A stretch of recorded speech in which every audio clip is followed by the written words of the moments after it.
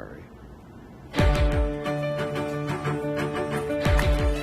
In tonight's 7 Up Front segment, we're taking a closer look at where the country is heading now that we have a new president in the White House. It's been an historic day as Kamala Harris took the oath as the first woman of color to be vice president.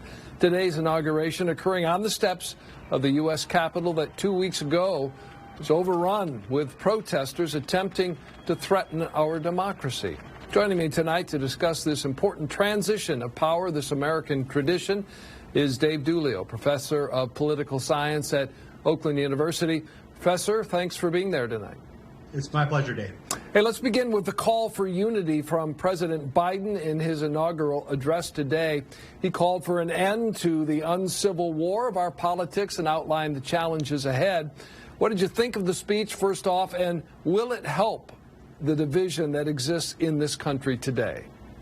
Sure. You know, while the speech didn't have a line in it that is likely to be remembered 20 or 50 years from now, it was a good speech. It was full of lofty rhetoric, and I think that was appropriate for the occasion, and the message of unity is a really good fit for the times in which we're living.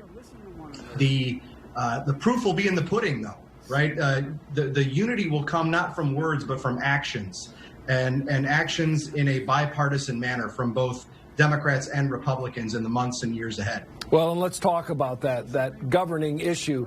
On day one, President Biden is reversing some of President Trump's decisions, as we heard, through executive orders.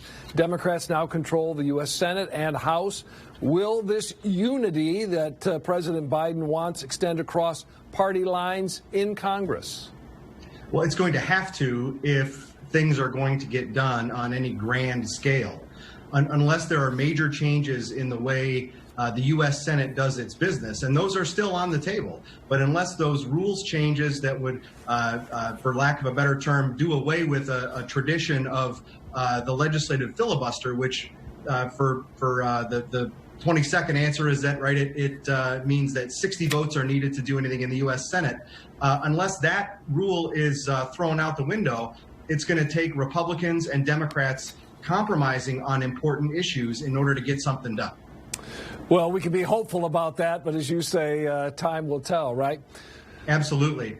And we'll see.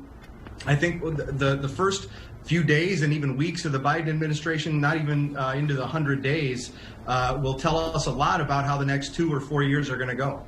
President Trump didn't stick around, of course, but Vice President Pence was there for the inauguration. How important was that for tradition and transition and for a Republican Party maybe going forward that's no longer going to be dominated by Donald Trump? Well, I think it was important to have at least a bit of a handoff from the Trump administration to the Biden administration. And as for Donald Trump not being around the GOP, I wouldn't bet on that. I think he's going to be around in one way or another. All right, President Biden expressed the need to be bold in the face of our challenges, starting with the pandemic. And doesn't it give the new administration a chance to show right out of the gate that it can fix what hasn't worked with the distribution of vaccines, for instance?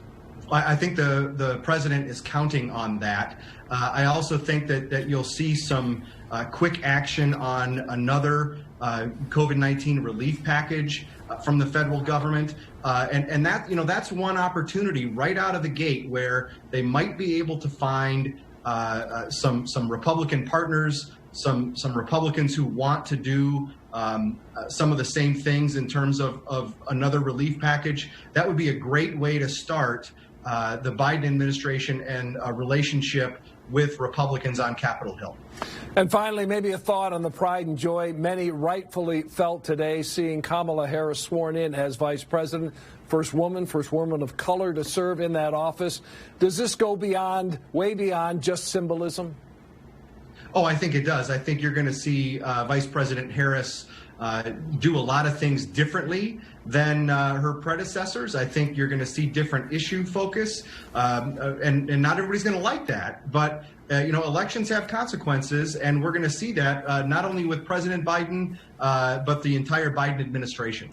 Going to be fascinating watching the weeks and months ahead.